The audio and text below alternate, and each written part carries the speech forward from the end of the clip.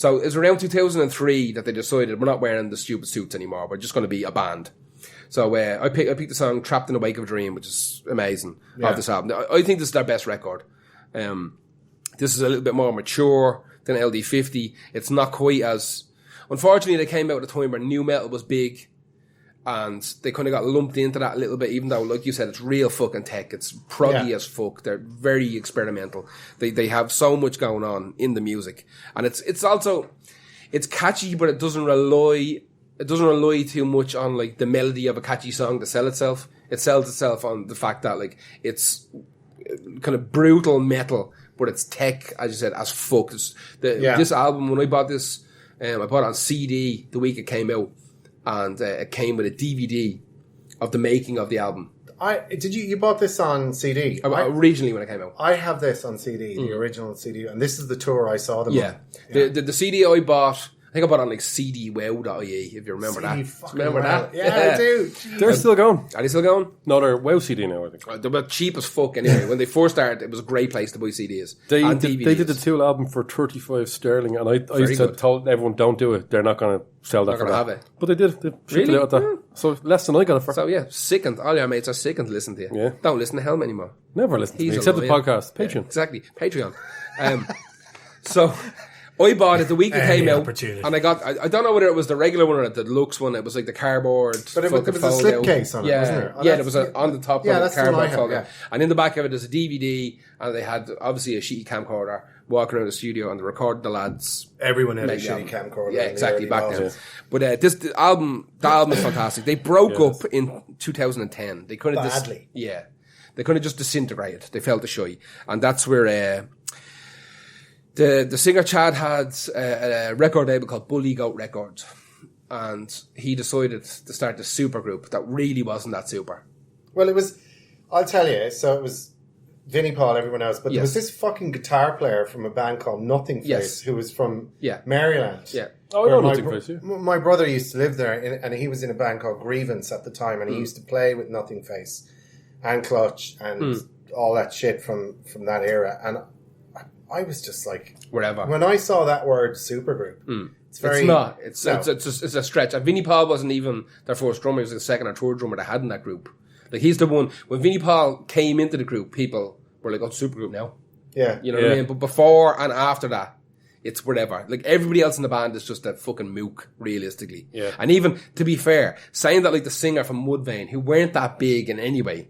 Saying that, like, he's the leader of a supergroup, you know what I mean? It's always depressed, though. It sells. But, lads, you'd want to be digging fucking... Dig! Exactly.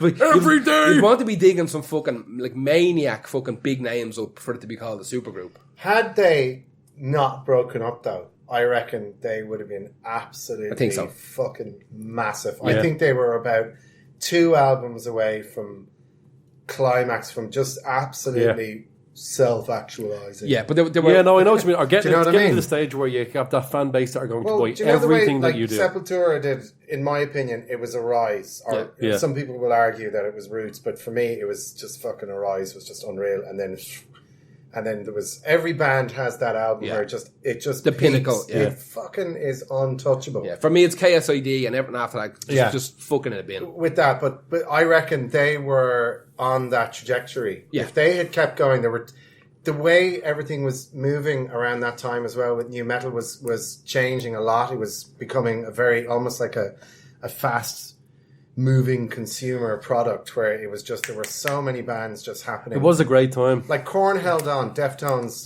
kept the identity. But there was fucking bands like Cold and American Head Charge. A little bit. I never liked them, man. Do you know what? They're too faint and mori for a lot of people to be. I saw them again in Dublin. I think it was in Metal Hammer at the time, where they were. It was like a murder scene, but whoever they got in to do the makeup, like, just went. Yeah, that's right. Yeah, that was when they were all doing it, but their one was really like, oh shit, it was they actually a little bit. Yeah, they go big lurch on someone. But they totally going back to Mudvayne. If they had just kept going, I think they might have been like. I think they might have been 5 years ahead of everyone else. But they could have been. They could be potentially where Slipknot are easy. Right now. Yeah, easy. There's no question about it. Easily. And people still ask for them, and people still listen to them. Yeah, well, even a new load of people. But what's interesting load of to kids me are into them now. Was that even back then, like they were They were talked about, but they weren't one of the big names. So I thought he was being like fucking Johnny Underground. Do you know what I mean? Like, we fucking Mudvayne, you know them? And no, far from. Well, anyway, we have to move on. Oran, who's your next one? Oh shit. Okay, this. For me, this is a band that I was sent some promo material. They've been around for a bit, but this album really caught my attention. Mm-hmm. The band, they're called, pronunciation here, Heilung. All right. Where are they from? Danish. Brilliant. Well, they are a combination of Danish, German, and Norwegian. Yeah. Mm. And the song I picked was Narupo. Okay. And the very first time I heard this track, I got hairs up the back of my neck. It was a lot of time for this band. You just grew them, did you? Oh, dude, it was just absolutely unbelievable. So, basically, they are there's no electronic instruments or anything in their band within what they do live. They use actual artifacts from the Iron Age and the Viking Age, and they it's a very vocal thing, right? So there's just kind of a reference to who they are would be there's the Enslaved kind of are associated with this other band called Wardruna. I love them, yeah. Okay, yeah. so big Wardruna. Fans. That's how YouTube suggested Heilung after Wardruna. Heilung, did you get a chance to listen to them in advance? No, not yet. Oh my God. I will after, but that's not useful. This podcast. Haunting fucking stuff, right? There's a singer in the band, what's her name? I have it written down here somewhere. Anyway, she's Maria Franz. Her voice is absolutely just fucking stunning. Incredible, man. It's a medieval instrument, like. And I can't... Like, I was trying to explain this to someone the other day, and they sort of raised an eyebrow and looked at me and just said, "You fucking hipster." Because I was like... Oh, no, they're that's sort not right. Because they said, "Who's Heilung?" And I was saying, they're like a pagan sort of folk. There's no instruments they use. Artifacts from and then I was listening to what was coming out of my mouth and I was going, oh shit. I hate that when you try and such a cunt. The only way to de-hipster yourself is to be completely silent. Yeah. If you try and get yourself out of a hipster conversation where you're being you'll only fuck it up. Yeah. These guys, man, their stage show is just it's minimalistic, but it's about lighting, and they come out with these very sort of their costumes are based on Nordic kind of folklore. Yeah. They use a lot of real bones tied into the... There's even Celtic stuff in there as well, I think. Yeah, it's all music connected. As well. It's Viking, it's Scandinavian, it's Nordic, it's North. It is the soundtrack to the North, being in a fucking forest with rain coming down. It's absolutely incredible. I've talked about this to people who are super into electronic music and everything, and they've given it a listen and they've just come back and said, holy shit, it's unreal. This particular album is, I believe it's called Fruta. The opening track on it sounds like Gollum from Lord of the Rings.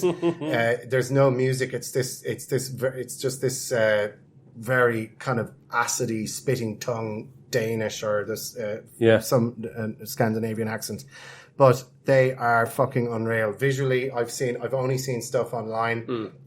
They are a band that are just probably this album for me. I do on Overdrive every year. We do the best of each year. This is definitely in my top 3 Savage this year so far. I got into them through watching obviously Wardruna on I was watching it on YouTube, and then a full gig of Heilung came on. I thought, I'll give them a quick listen. I think I genuinely watched at least 45 minutes of it, and I think it was an hour and 50 minutes, and then I went back the next day to watch the rest of it. It's one of those things, just take it all in. Like, you're putting a song on that, we'll listen to the song, I know the song, but people will listen to it, but just do yourself a favour and just watch. You have to see it and hear it, and as well as that, one song, you might not get everything you need from this band from one song, but watch this full. Just stick it on YouTube. See what you think of their live performances. Oh Jesus Christ, the chills. The whole premise for the music is the name of the band that translates to healing, and what they say is it's a German word for healing, I think. What I thought was a beautiful sort of analogy of it, explanation is they're amplifying history, right? They are like Sabaton. Oh God. Stop that. No, but honestly, man, this is fucking amazing. It's just something that if you live in a climate like where we live in, where it rains a lot. Maximum grimness. It's fucking just magic. It's absolutely magic. And it is complete and utter escapism. And I found that people, like my wife, who's not into the really super heavy stuff, and she's into dance music. Spice Girls. No. Turbo Negro. But Turbo Negro. She was just like, fuck, that's absolutely beautiful. And my kids love it. And everyone so far has just from the quality of it, it's unreal. It's so off the beaten track from anything. I don't know what your listeners would listen to, but this is way out there. But it's fucking awesome. And it will lead into a lot of really interesting kind of Nordic folklore stuff. Yeah. That there's a whole world of that. And it's becoming more I can't think popular. of someone I know that wouldn't like it. It's instantly lovable. It's just well, I think you would. I'll tell you tomorrow. You love a big old riff straight away and then get out, in out. Is it garbage and does it have riffs? There's no guitars. Riffs. Well then, I don't know, lad. I don't know what to tell you. There's no guitars, there's no bass, there's no synth. The power of the voice, Gareth. The power of the human voice. It is literally using artifacts, creating sounds from them, but it's the voice, but it's the way they do it. Yeah. It's actually incredibly difficult what they're doing, but it's fucking beautiful. Yeah. All right. It's like the rolling credits on the most epic Game of Thrones episode you've ever seen. Yeah. This would be it. Just I have a lot of time for it. All right. Right. Helmet, you're next. Oh, God. This is a meaty one. Juicy. Buckethead, the guitarist. All right. Jesus, all right. I want to get to the meat of the story, which is obviously what people know him from mostly, which is Guns N' Roses' Chinese Democracy from 2000. Well, let's just get back. It's quickly what he does is, right, he's the guy you know from the KFC book on his head with the bumper sticker that says funeral across the KFC. The top part or something. And no, because he's copying, he's standing in for Slash, so that's where you're getting. I don't know anything about him. So he's got the book ahead, literally book ahead, and the white faceless mask. His real name is Brian Patrick Carroll. He has released, take a quick guess of how many albums he's released. 20. I don't know. Just like since 95 to now. 306. Fucking so 6 is right, but 300 on top of that, and he's appeared on another 50 albums. He is considered one of the best guitar shredders in the entire world. Really? Yeah, he is. I don't know anything. He's sought after by a lot of people at the time. So let's just go quickly just into the 90s, because I want to move on to the Guns N' Roses thing. After his first 2 demos, he gets signed to John Zorn's label. Now, John Zorn is a kind of avant-garde composer. You'll hear him do stuff with Yoko Ono that sounds like absolute dirt trash crap. Sorry, but not John Zorn has. John Zorn is on so much stuff that you could never just be a John Zorn fan. I'm into John Zorn, yeah. Where he's under so much stuff. John Zorn's stuff kind of sounds like. Do you ever play Scrabble and you try and invent a word to get by the round? Yeah, some of the stuff sounds like musically he's just trying to pretend that that's acceptable. But then you listen to the stuff, maybe he knows far more about music than the human brain can really comprehend. Okay. So anyway, this is why he's drawn to Buckethead, because Buckethead is genuinely one of the best shredders in the entire world. 1993, Buckethead auditions Red Hot Chili Peppers, doesn't make it. Probably too sound. More than 3 chords. Yeah. Oh, too many notes, man. Where are you from? You're not from California. You can't be in the band. 1995, he does a lot of soundtrack for Johnny Mnemonic. Really? Yeah.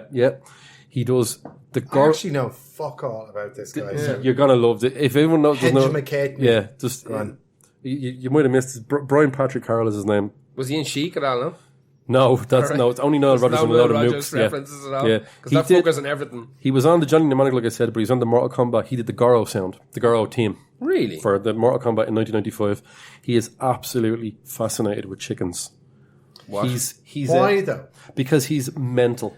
No, I don't mean like he's not the schizophrenia. He's no Joe Meek, like. He's no Joe Meek. This lad is properly broken in the head. Okay. Now I think you have to be sort of G.G. Allen broken. No, just weird. Like doesn't really even want to be Turbo Yugen broken. For instance, if he has to talk to the band. Yeah. Now this is what there's a lot of stories about Buckethead. Some of them are true, some of them are not. A lot of them from our Guns N' Roses band members.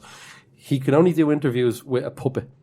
So he'll do a puppet. Yeah, look, the both of you are like, go fuck this cunt. So listen, let's move forward to how he got onto Chinese Democracy.